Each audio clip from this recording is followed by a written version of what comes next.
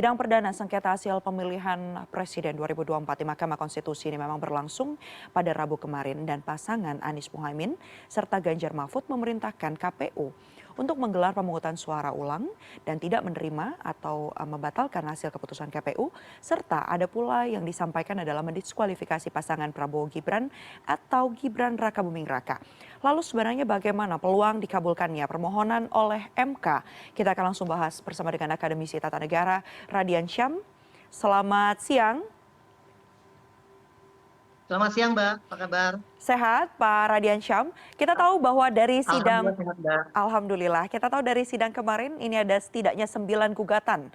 Kalau kita lihat dari paslon Anies Mohaimin, serta ada 5 gugatan yang disampaikan paslon Ganjar Mahfud, yang mana dua-duanya sebenarnya satu nada, tidak menerima hasil Pilpres dan kemudian ada perintah begitu untuk KPU menyelenggarakan pemilihan ulang, serta ada pula poin-poin terkait diskualifikasi terhadap Prabowo Gibran ataupun Gibran Raka Buming Raka saja. Lalu bagaimana Anda menilai poin-poin gugatan yang disampaikan baik itu kubu pendukung 01 maupun 03? Silakan. Ya, terima kasih, Mbak. Jadi gini, sebelum saya menjawab apa yang disampaikan oleh Mbak tadi, saya ingin menyampaikan bahwa langkah yang dilakukan oleh paslon 01 dan 03 ini merupakan langkah yang baik, yaitu telah menempuh hak konstitusionalnya sebagai peserta pemilu, yaitu pasangan calon presiden. Nah, perlu kita ketahui di dalam pasal 24 huruf C Undang-Undang Dasar 45 itu kan jelas ada beberapa kewenangan yang dimiliki oleh Mahkamah Konstitusi gitu ya, Mbak ya. Nah, salah satunya yaitu adalah terkait mengenai mahkamah diberikan kewenangan untuk penyelesaian sengketa hasil Pilpres dan Pileg, itu yang merupakan kewenangannya. Nah, oleh sebab itu makanya atas kewenangan yang dimiliki oleh mahkamah, maka paslon 01 dan 03 menempuh jalur konstitusi. Nah, dari langkah yang telah dilakukan, saya ingin menyampaikan juga bahwa kewenangan yang dimiliki oleh mahkamah itu kan terkait mengenai sengketa hasil Pilpres, di mana yang akan diperdebatkan, yang harus didalilkan oleh para pemohon, yaitu terkait mengenai selisih suara yang dimiliki oleh paslon 01 dan 03, di mana kemudian kemarin KPU telah menetapkan paslon 02, seperti itu, Mbak. Jadi pada prinsipnya yaitu mahkamah menyelesaikan sengketa hasil pemungutan suara Pilpres di tahun 2024 kemarin. Intinya kalau sudah masuk ke ranah MK, ini adalah poin-poin yang harus dibuktikan adalah terkait dengan selisih suara yang ada begitu ya antara paslon 1, 2 maupun 3. Hal yang juga disampaikan kemarin pada sidang perdana usai sidang, kubu dari Prabowo Gibran ini kan juga menyampaikan tanggapan, menyatakan bahwa sidangnya ini relatif dinilai berisi dengan narasi, kemudian juga tidak ada fakta yang ada, bahkan disampaikan juga salah alamat kalau diajukan ke MK. Karena yang dipertanyakan adalah keabsahan gugatan pelanggaran yang TSM. Pandangan Anda sebenarnya seperti apa sih kalau bicara soal apa yang kemudian diperdebatkan kemarin? Ya, gini Mbak, kita perlu lihat di dalam konstitusi sekali lagi pasal 22 huruf E Undang-Undang Dasar 45 itu kan dikatakan bahwa pemilihan umum dilaksanakan oleh suatu komisi pemilihan umum, gitu ya. Nah, tafsiran dari pasal 22 huruf E ini yang kemudian ditafsir oleh Undang-Undang Nomor 7 Tahun 2017, di mana ada 3 lembaga, yaitu KPU, Bawaslu, dan DKPP, yang merupakan satu kesatuan fungsi, di mana KPU memiliki tugas untuk melaksanakan setiap tahapan pemilu, dan kemudian juga Bawaslu diberikan tugas atas penegakan keadilan pemilu atau mengatasi pelanggaran-pelanggaran dalam tahapan pemilu, dan kemudian DKPP terkait mengenai pelanggaran etik. Nah, berangkat dari sana, maka kemudian dalil yang harus disampaikan oleh para pemohon, yaitu harus bisa membuktikan, karena sekali lagi siapa yang mendalilkan, maka dialah yang harus membuktikan adanya kecurangan, kan gitu, Mbak. Nah, kalau misalkan mau dikatakan TSM terstruktur, sistematis dan masif, dan kemudian kita bisa membaca apa yang sudah beredar gitu ya, permohonan dari pemohon 01 dan 03, di mana dikatakan ada bansos, kemudian ada gerakan yang dilakukan oleh negara secara masif. Ya, Nah, ini sekali lagi harus dibuktikan korelasinya dengan angka. oke. Karena tidak bisa memang hanya menyebut sebatas narasi dan kemudian hanya bersifat cerita. Mhm, Karena ketika kita bicara mengenai ini sudah masuk kepada wilayah MK, mhm. maka bicara mengenai perselisihan suaranya, Mbak. Baik, Gitu. Jadi artinya saya ingin menyampaikan poinnya itu adalah perbedaan suara yang harus dibuktikan oleh para pihak. Gitu. baik. Dalam hal ini yaitu para pemohon.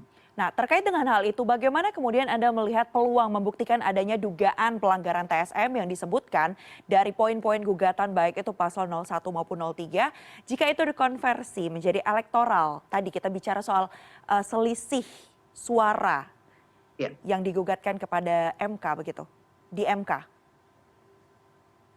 Iya, artinya gini, saya tetap ingin menyampaikan bahwa ketika kita beranjak dari pasal 24 huruf C, Mhm. itu sekali lagi terkait mengenai hasil. Jadi tidak dapat kita hanya menyampaikan berupa narasi, ada pelanggaran, ada dugaan, tapi kita juga tidak bisa dapat membuktikan di Mhm. mana selisih suaranya, gitu, Mbak. Baik. Jadi ya apalagi juga kalau misalkan kita lihat pengalaman eh, apa namanya pengalaman di MK dari mulai pilpres taruhlah pilpres 2019 Baik. itu kan sekali lagi MK menyelesaikan terkait mengenai hasil dan tidak ada dalam sejarahnya di pilpres MK kemudian mengabulkan permohonan dari pemohon gitu. Baik, Pak Radian, yang juga menarik kemarin sempat disampaikan oleh anggota tim kuasa hukum dari paslon Ganjar Mahfud menyebutkan bahwa dalam membacakan gugatannya disampaikan bahwa sebenarnya menurut pandangan mereka Prabowo Gibran ini memperoleh suara nol. Melihat dari prosesnya yang dinilai ini memang tidak sesuai dengan ketentuan yang ada. Kalau dari kacamata hukum sebenarnya pandangan terhadap gugatan itu absah atau tidak? Atau masuk dalam poin-poin yang bisa sebenarnya membuktikan atau bagaimana? Iya, gini Mbak, ini kan saya memahami Ya, yang diperdebatkan oleh para pemohon ini kan sekali lagi terkait mengenai putusan MK pencalonan. nomor 90 ya Mbak ya. Betul, betul. Ya, beranjak dari putusan MK 90. Tetapi sekali lagi kalau kita lihat dari putusan 90 itu kan putusan MK yang sudah bersifat final dan mengikat. Mhm, Dan juga telah melewati proses yang panjang di dalam MK itu sendiri.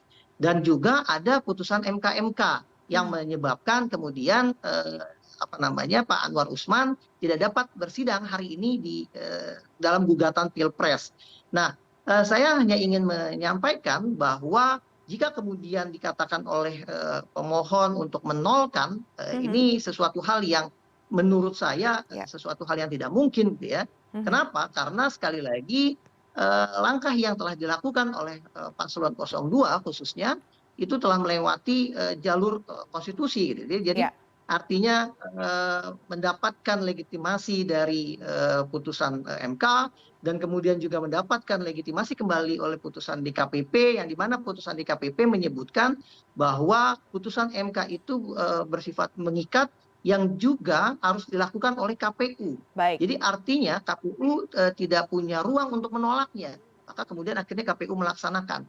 Nah, baik. KPU melaksanakan, maka kemudian KPU menetapkan paslon 02 ini sebagai salah satu peserta pemilu seperti itu, Mbak. Baik, Pak Radian, terakhir kita tahu mungkin kita bisa berkaca bagi sejumlah negara-negara yang juga disebut oleh para pemohon kemarin yang kemudian mengabulkan gugatan sengketa hasil Pilpres yang terjadi di negara tersebut. Kalau kita berkaca dengan kondisi di Indonesia saat ini di tahun 2024 pemilihan presiden, bagaimana peluangnya? Masih jauh memang harus ada pembuktian, tapi sejauh ini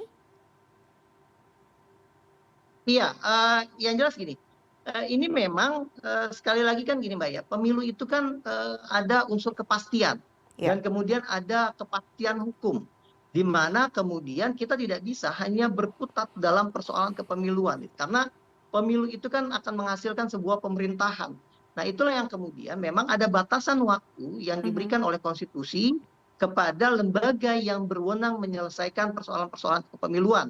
Nah, dalam hal ini MK diberikan kewenangan untuk menyelesaikan selama 14 hari kerja, di mana kita ketahui nanti tanggal 22 April kalau tidak salah itu adalah putusan yang akan dikeluarkan MK.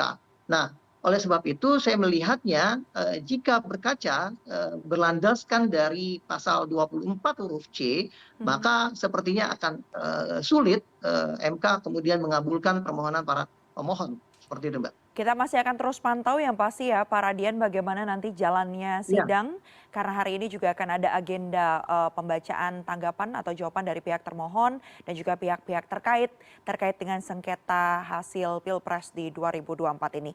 Terima kasih banyak atas informasi dan juga waktu yang diberikan kepada Akademisi Tata Negara baik, Mbak. Radian Syam sudah bergabung bersama kami di CNN Indonesia News Hour. Terima kasih, salam sehat Pak.